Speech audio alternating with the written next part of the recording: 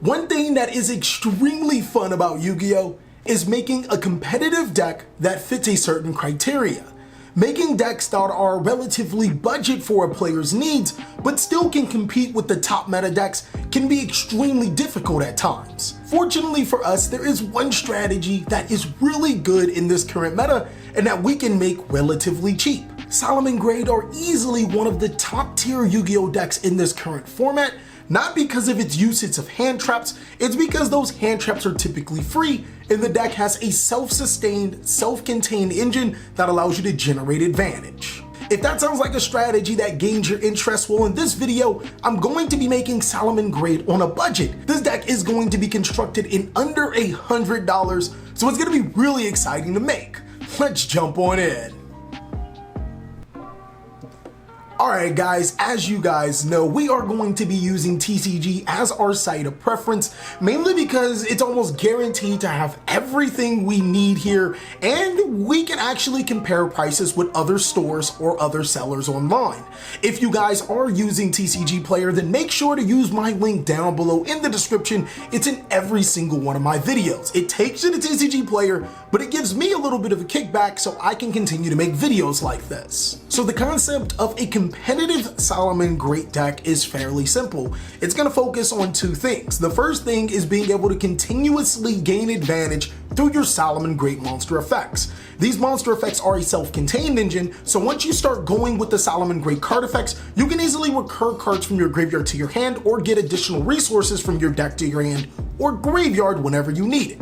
The next thing is we're going to use our hand traps to be able to stymie the opponent. Now, hand traps tend to be really expensive, but we do have our workaround. Let's actually start off by jumping on TCG Player and showing you the Salamangreat monsters are the core of the strategy. So I'm gonna go ahead and type in Oh, I cannot type for the life of me. What is going on here? I'm going to need the best card, the most sought after card at one point in time in Salamangreat Sunlight Wolf. I think I have to spend $15 just to get a Salamangreat Sunlight Wolf from the right place from Savage Strike. All right, so people are starting to catch on that Salamangreat is a fairly good deck.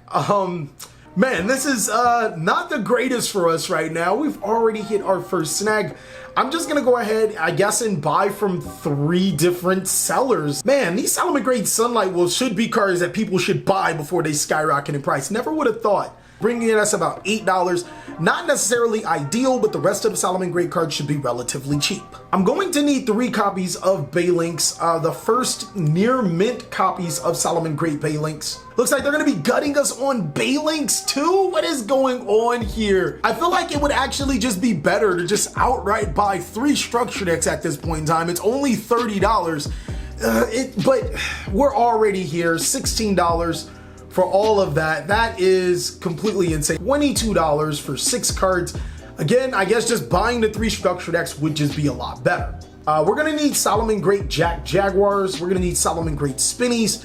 Another card that is kind of expensive for no reason. So it looks like the plan is if you guys have access to those 3 Salamangreat structure decks, you're gonna save a ton of money. There are quite the few people that will be selling Salamangreat structure decks, or I'm pretty sure stores around, for a lot cheaper than what I am going to personally buy singles for. But unfortunately, we gotta stay true to the under 100. I have to get singles. Now I have to look for 2 copies of Salamangreat Jaguar. I know you guys already seen one, but that is super rare. I'm looking for the cheapest of the cheap right now. Pan TCG has those Salamangreat Rage for that good price. And I saw some Salamangreat Roars. I see Hideaway Games has 2 copies.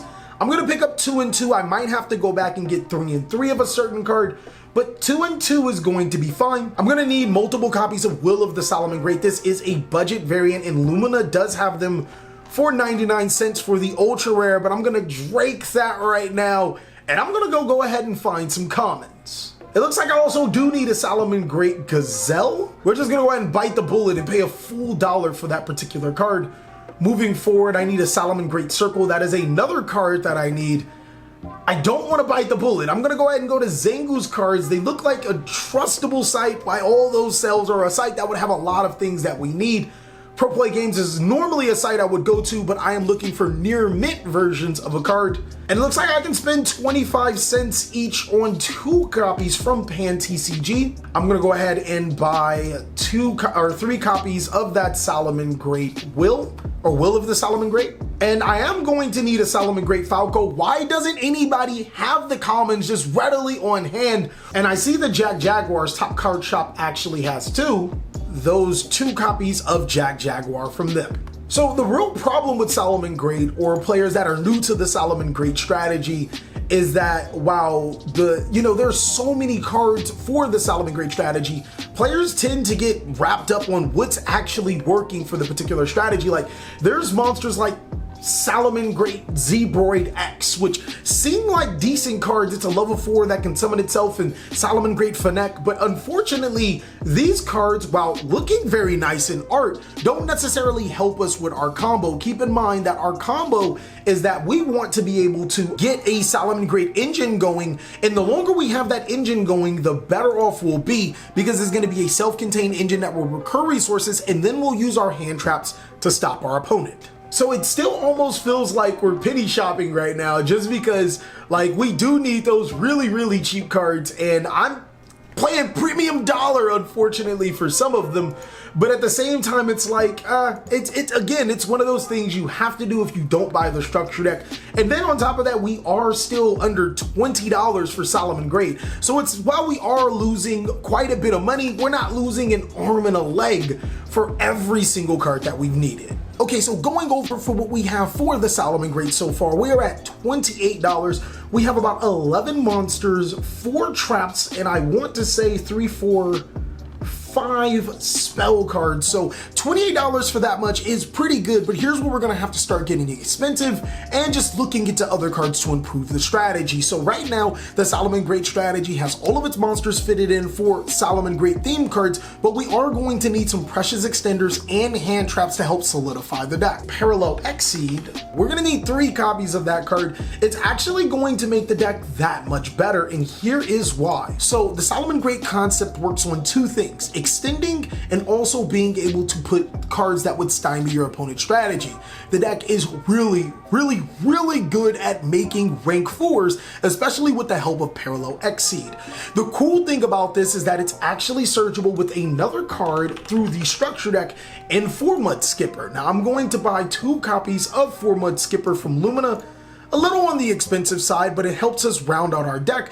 Getting into that Parallel Exceed gives us extenders for our link plays, but more importantly, it even gives us those ever so sought after Exceed plays that can stymie our opponent's strategy. So from here, I'm going to be looking to get some hand traps. Effect Veiler does come at $500 a pop, $100 a pop, but also it comes as a common at about 80 cents a pop. So $3 for 3 Effect Veilers. We're also going to need some DD Crows. I'm actually gonna go ahead and swag out and get some of those ultra rare DD Crows, $2 each, and we'll pick up 2 of them. And here is a card that I think you don't necessarily have to play if it doesn't fit our budget, but it's gonna be really good for the Salamangreat strategy. Fortunately for us, Ash Blossom and Joyous Spring has been reprinted time after time again. We are going to have the advantage of getting some $8, $9 each for Ash Blossoms, which ironically is as expensive as the deck core itself. Is this the same structure deck? Wow. So literally, if you guys can buy 3 copies of this structure deck, you're gonna save so much freaking money. It's not even gonna be funny. We'll buy 1 from you. That puts us at 40. We'll buy 1 from you. That puts us at 50. And we will buy 1 from you, I guess, since we already have it. That puts us at $60 for our almost entire monster engine. If I go back and look at it, we run quite a bit of monsters. Doing a quick recount, we currently have 24 monsters, but we're gonna need some spells. Signet Mining is going to be a card of choice that we are going to use, and I might just have to bite the bullet on that card and spend a good amount of money. They are already going up in price. Of course, this is a card that you guys should probably play. Now, I'm not gonna say that you can't get away with playing 2 Signet Mining, but that's almost exactly what we're gonna do. We're only gonna pick up 2 copies of Signet Mining, bringing us back to $80. We might have to take out those Ash Blossoms and Joyous Spring just to be able to get by.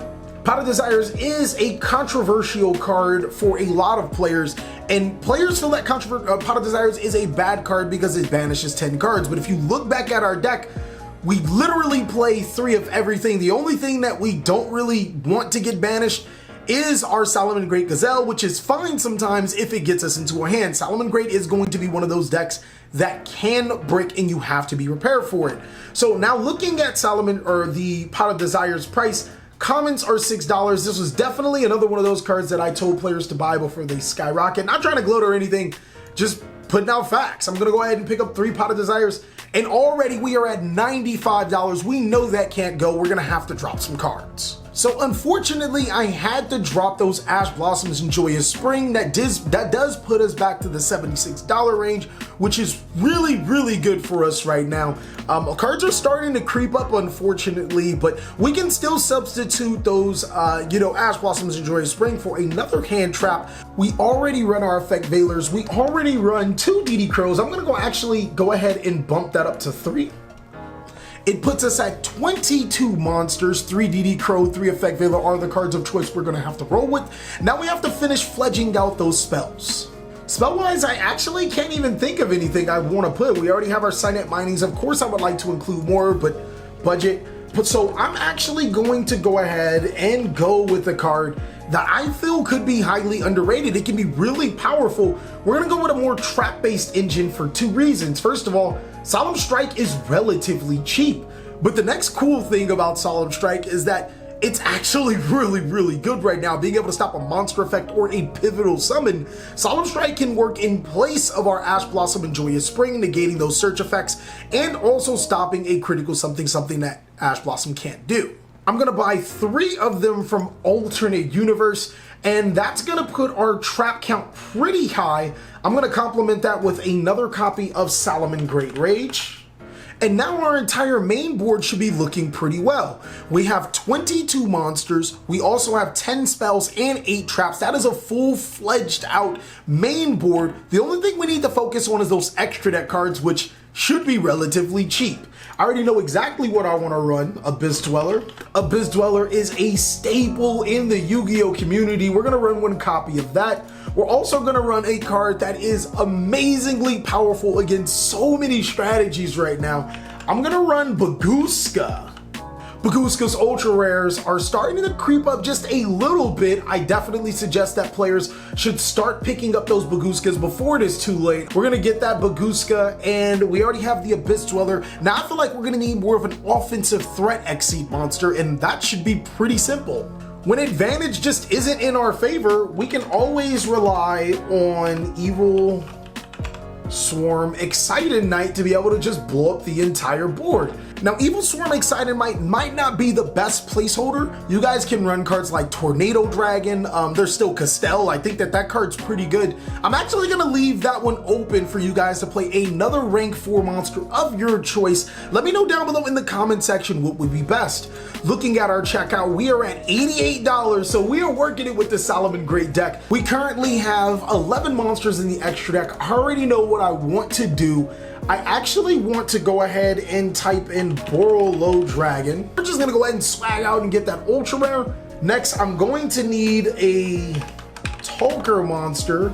Unfortunately, we won't be able to play Excess Code Talker, but we will play 1 copy of Transcode Talker, and we'll also complement that with the 1 copy of Update Jammer. Going back, I did see a Hita for when our opponent wants to summon those or have those fire monsters in the graveyard. We'll run 1 copy of her. And I think I can actually swag out and get a good copy, but we're gonna go ahead and get a common version of her, seeing that she is decently cheaper.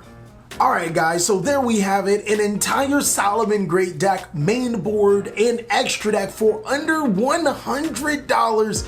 It was actually really exciting to do this. Instead of playing cards like Ash Blossom and Joyous Spring, which would have put us in the 120-ish range, we actually opted to go for cards like Solemn Strike, which can also be really devastating. Also, we wanted to keep up with the Salamangreat trend. It is a deck that is self-sustaining, being able to keep its engine going even throughout times of duress. We wanted to stay true with that, so we got all of the Salamangreat cards that make a great Salamangreat deck. We also wanted to double down on the ability that Salamangreats have Those trap cards are insane, especially when you're on a budget. They are relatively cheap. A couple of quick notes I want to say is that A, if you guys have Ash Blossoms and Joyous Spring or any other hand trap that is relevant right now, those are perfect additions for the Salamangreat strategy. Another thing is if you can buy Structured X Soul Burner, you'll actually save a lot more money by picking that up and have Ash Blossoms and Joyous Springs in the process. Thank you guys so much for watching. I really hope you guys enjoyed this video. If you guys want to see more Salamangreat, then of course this is the channel to be. We'll be sure to include it in the YCS 2020 Summer Cup. Until then, I hope you guys are staying safe and having a great day like I am.